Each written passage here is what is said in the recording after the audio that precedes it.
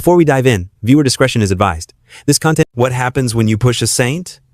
What happens when you take the kindest soul in an industry built on ego, a man who gives away his salary to special effects crews, who rides the subway with common commuters, who has quietly carried a mountain of grief without ever asking for pity, and you decide to use his pain as a prop for your late-night comedy monologue?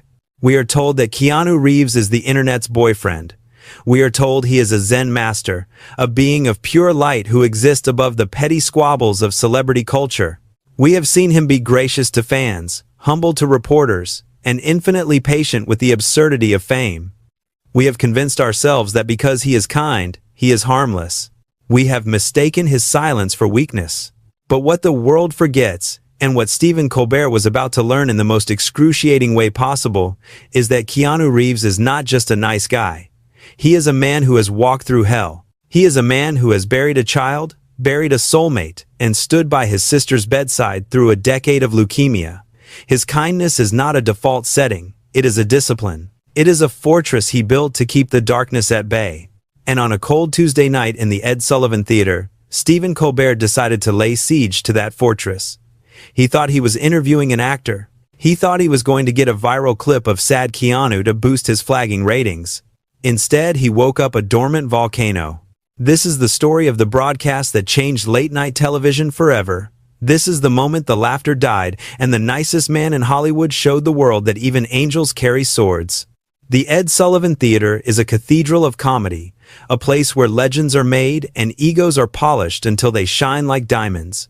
But on this particular Tuesday, the air inside the historic venue felt different. It was heavy, stale. There was a frantic energy in the control room, a sense of desperation that trickled down from the executive producers to the interns fetching coffee. Asterisk. The late show times was in trouble. The ratings were slipping. The younger demographic was migrating to TikTok and YouTube, leaving Colbert preaching to a shrinking choir. They needed a win. They needed a moment. They needed something real. Enter Keanu Reeves. He arrived at the stage door without fanfare. No entourage, no security detail pushing people out of the way. He wore a slightly scuffed motorcycle jacket over a black t-shirt, his hair long and streaked with the gray of a man who has lived 59 hard years. He stopped to sign autographs for the fans waiting in the rain. He took selfies. He looked them in the eye and said thank you with a sincerity that was almost disarming. Inside, Stephen Colbert was prepping. He stood in front of the mirror in his dressing room, adjusting his rimless glasses, practicing his signature smirk, the one that said, Asterisk, I am smarter than you, but I am gracious enough to let you speak. Asterisk. He's a tough nut to crack, the producer, Chris, said, leaning against the doorframe. He doesn't give much. Very internal. I'll crack him, Colbert said, checking his teeth. He's just shy. I'll get him to open up. We'll do the sensitive artist bit. The audience eats that up. I want tears, Chris. I want a human moment. That's what goes viral. Just be careful, Chris warned. He's private. Colbert laughed. It was the laugh of a man who had interviewed presidents and prime ministers, a man who believed there was no boundary his wit couldn't cross. Private is just another word for unasked. I know what I'm doing. Little did he know, he was walking into a buzzsaw. Ladies and gentlemen, he is the one. He is John Wick. He is the man who breathtakingly stole our hearts. Please welcome Keanu Reeves. John Batiste and the band kicked into a high-energy, jazzy rendition of a rock anthem. The audience erupted. It wasn't just applause, it was love. A wave of genuine affection washed over the stage as Keanu emerged from the curtain. He walked out with that familiar, slightly pigeon-toed gait, waving shyly. He bowed to the band. He bowed to the audience. He shook Stephen Colbert's hand with a firm, respectful grip. Please, please, have a seat, Colbert said, gesturing to the guest chair. Keanu sat. He crossed his legs, folded his hands in his lap, and smiled. It was a gentle smile, the kind that reaches the eyes but doesn't quite erase the sadness behind them. Keanu, it is so good to have you back, Colbert began, leaning over his desk, tapping his pen. You look fantastic. Have you aged? I don't think you've aged since times Bill and Ted asterisk. I've aged, Stephen, Keanu said softly. His voice was a low rumble, soothing and melodic. Time comes for us all. But I am grateful to be here. Grateful. Colbert repeated, latching onto the word. You use that word a lot. You're known for your gratitude. And your generosity. I heard you bought Rolexes for your entire stunt team on Time's John Wick 4 asterisk. Is that true? Keanu looked down, clearly uncomfortable with the praise. They took the hits. I just pretend. They are the ones who bleed. It was a small token. A small token worth $10,000 a pop, Colbert quipped, playing to the audience. The crowd laughed. Keanu offered a polite, tight-lipped smile. For the first 10 minutes, it was a standard interview. They talked about the physical toll of doing stunts at nearly 60. They talked about his comic book series, *BRZRKR*. It was safe. It was professional. The audience was happy. But Stephen Colbert was not happy. He was bored. He could feel the energy in the room plateauing. This was nice, but nice doesn't trend on Twitter. Nice doesn't get written up in Times. Variety**. He needed friction. He needed spark. He looked at his cue cards, then looked at the producer standing off camera. The producer gave him a subtle nod. Go for it. Colbert shifted in his chair. He took off his glasses and cleaned them, a theatrical pause designed to signal a shift in tone. The jovial host was fading. The intellectual interrogator was coming out to play. You know, Keanu, Colbert said, putting his glasses back on. We talk about the stunts. We talk about the action. But there is a quality to your work that people connect with deeply. A certain melancholy. Keanu's posture shifted imperceptibly. His spine straightened. I think characters deal with struggle. That is the nature of drama. Drama, yes, Colbert said, but it feels personal with you. There is a meme, you know, the one, sad Keanu. You sitting on a bench, eating a sandwich, looking like the weight of the world is on your shoulders. A picture of the famous meme flashed on the giant screen behind them. The audience tittered nervously. Keanu glanced at the screen, then back at Stephen. The smile was gone. I was just eating a sandwich, Stephen. I was hungry. Were you? Colbert pressed, his voice dropping to a faux whisper, feigning intimacy. Or were you thinking? You're a thinker, Keanu. You're a man who has seen the darker side of life. You've lost people, close people. The air in the studio changed instantly.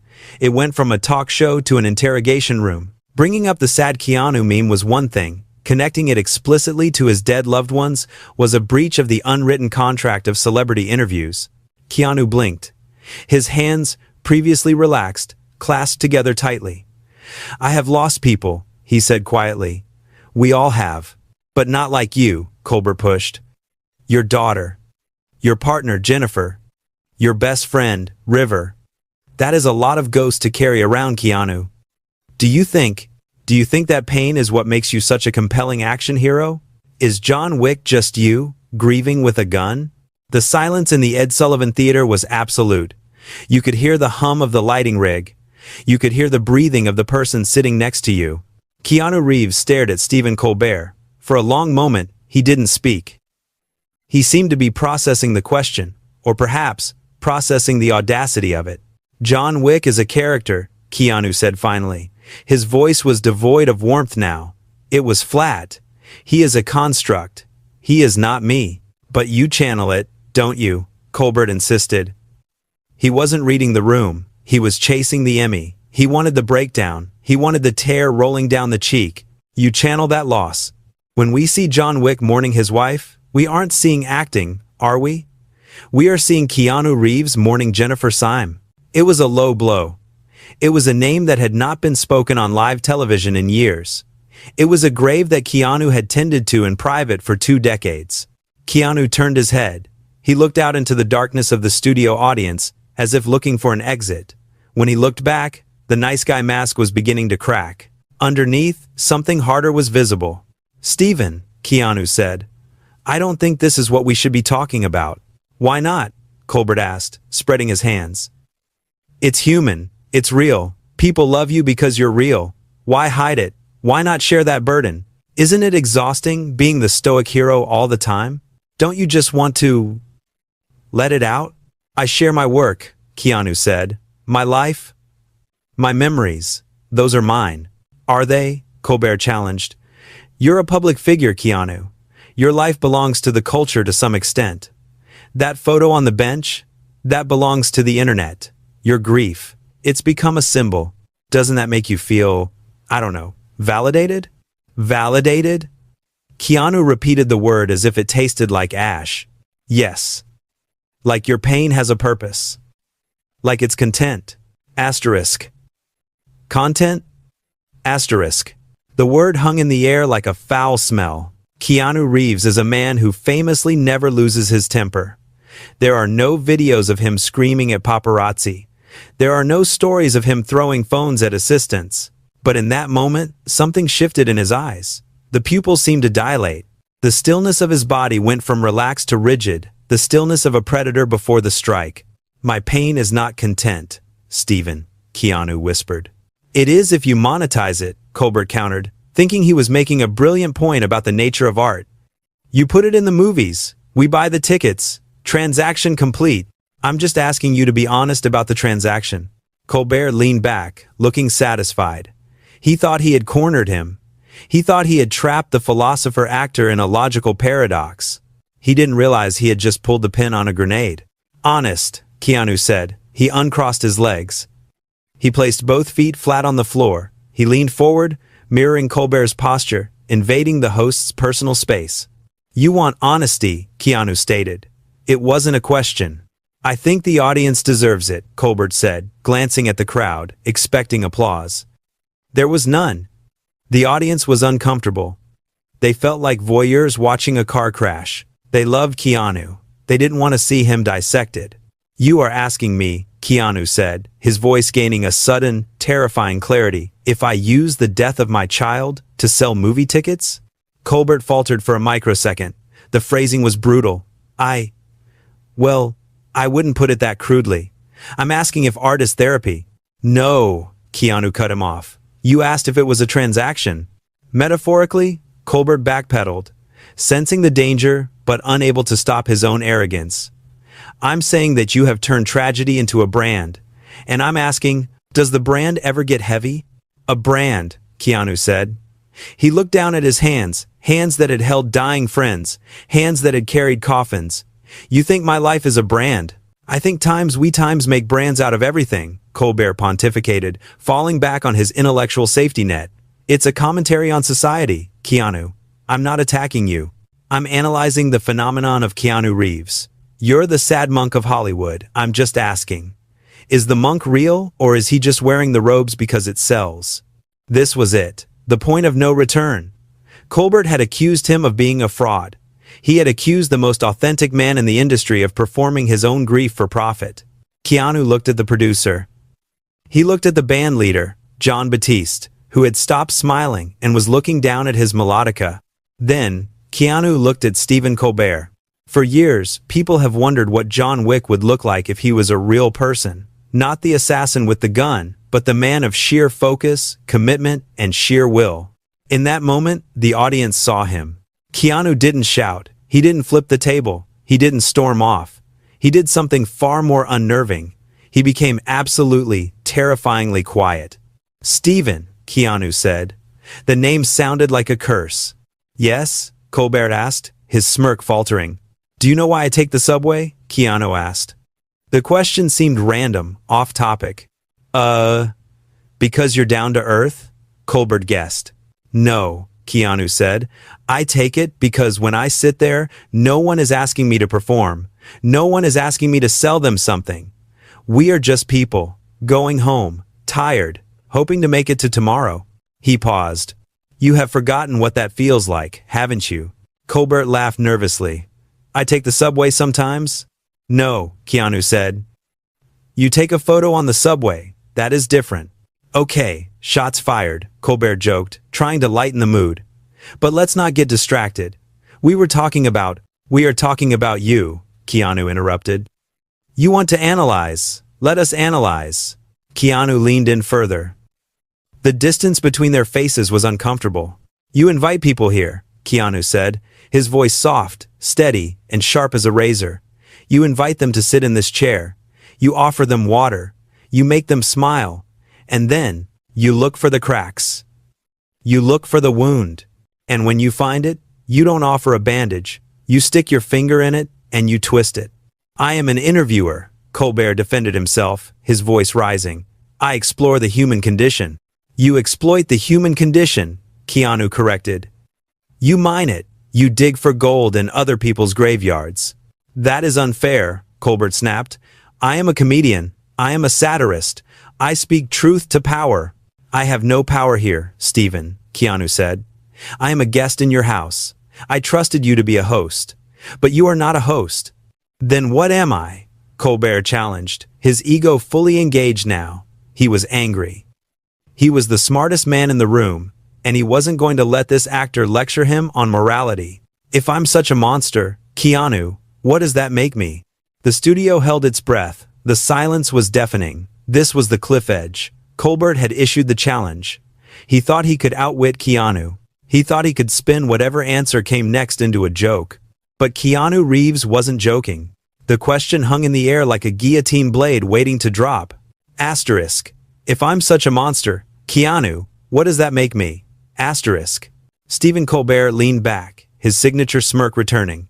It was a defense mechanism, a reflex honed over decades of improv comedy. When in doubt, find the absurdity. When cornered, make it a joke. He believed he was the smartest man in the room. He believed he could verbally spar with anyone and win. He believed that Keanu Reeves, the sad monk, the action star with the limited vocabulary, had walked into a trap of intellectual superiority. But Stephen Colbert had made a critical error in judgment. He had mistaken silence for stupidity. He had mistaken grace for submission. Keanu Reeves did not answer immediately. He didn't rush to fill the silence, which is the cardinal sin of television. Instead, he let the silence expand. He let it grow heavy and suffocating. He looked at Stephen Colbert, not with anger, but with a profound, crushing pity. It was the look a parent gives a child who has just broken something beautiful out of spite. You are not a monster, Stephen, Keanu said finally. His voice was soft, barely a whisper, forcing the audience to hold their breath to hear him. Monsters are born. You are something you chose to become. Colbert laughed, a short, sharp bark. And what is that? A talk show host? A millionaire? A tourist, Keanu said. The word landed with a dull thud. A tourist? Colbert scoffed, clearly confused. I live here, Keanu. I'm a New Yorker. No, Keanu shook his head slowly. You are a tourist in the human experience. You visit pain. You visit tragedy. You visit the lives of others. You take your pictures. You make your jokes. And then you go back to your hotel. Keanu leaned forward, his dark eyes locking onto Colbert's. You asked me about the sad Keanu meme. You asked me about the sandwich. You asked me about the people I buried. Keanu's voice cracked slightly on the last word, a microscopic fissure in the granite, but he didn't break. You look at a man sitting alone on a bench, carrying the weight of ghosts, and you see a JPEG. You see a viral moment. You see content. It's a commentary on celebrity culture, Colbert interrupted, his voice rising, defensive. We are deconstructing the image. You are not deconstructing, Keanu said, his voice hardening, gaining the edge of time's John Wick asterisk.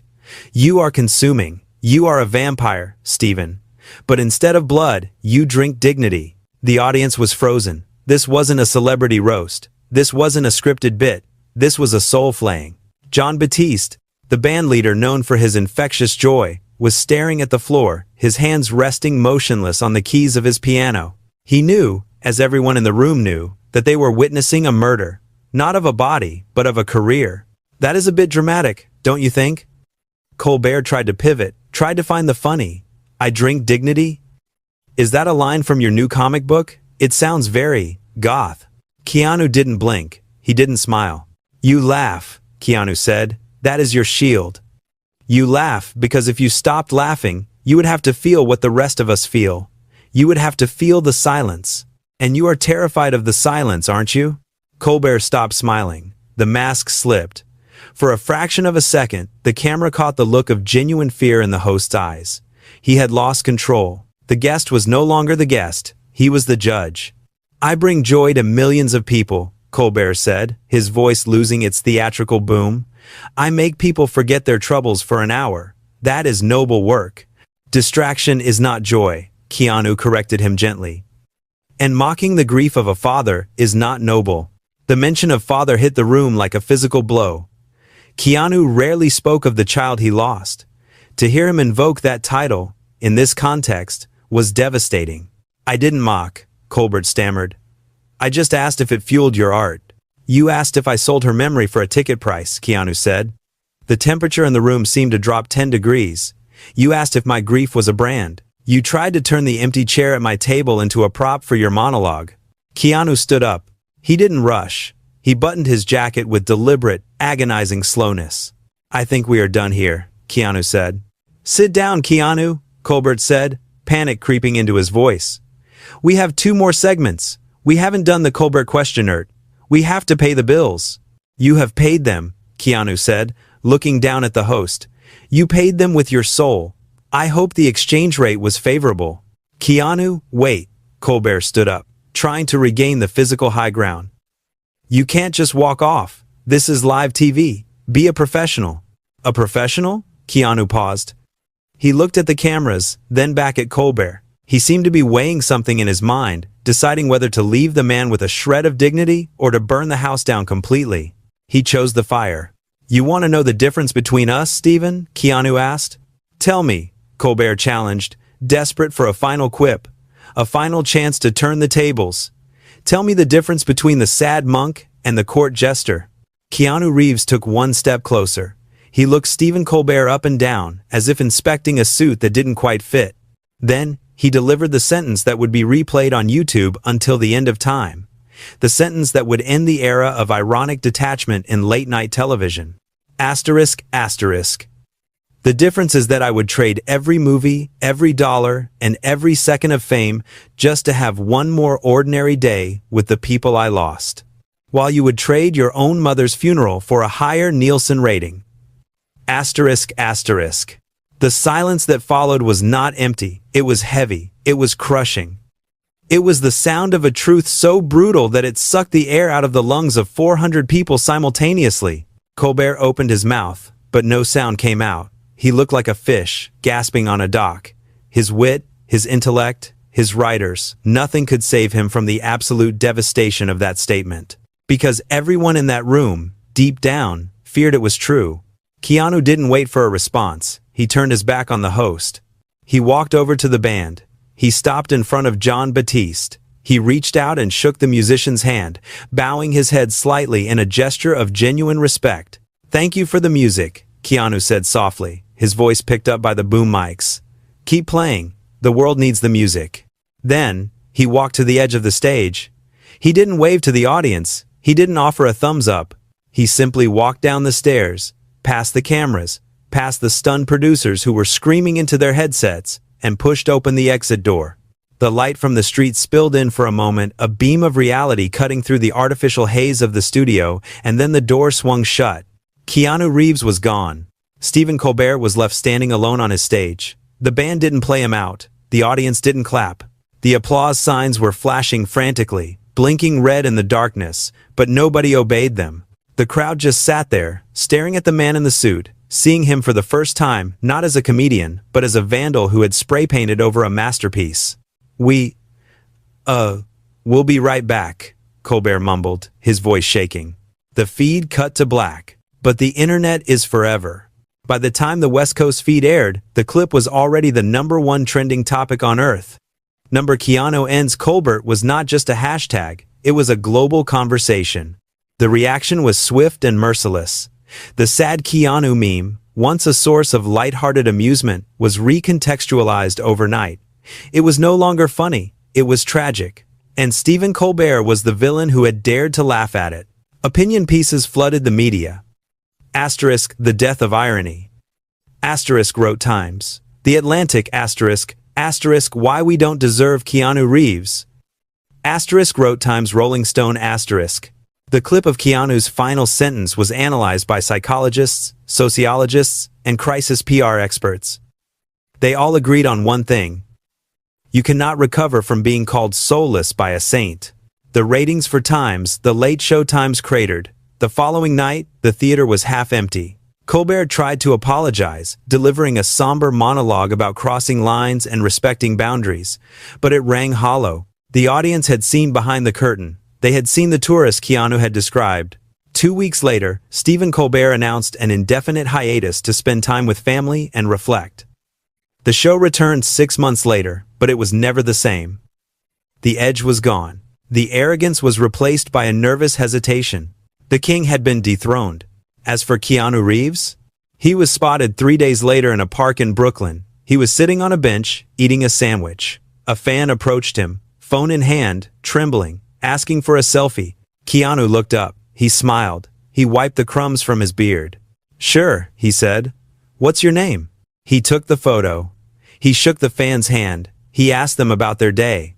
He didn't talk about the interview. He didn't talk about Colbert. He didn't capitalize on the moment that had shaken Hollywood. He simply went back to being who he had always been, a man trying to live a quiet life in a loud world. But the world had learned a lesson. They learned that kindness is not weakness. They learned that silence is not emptiness. And they learned, once and for all, that you do not hunt the man who has already walked through fire, because he is the one person who knows exactly how to burn you down.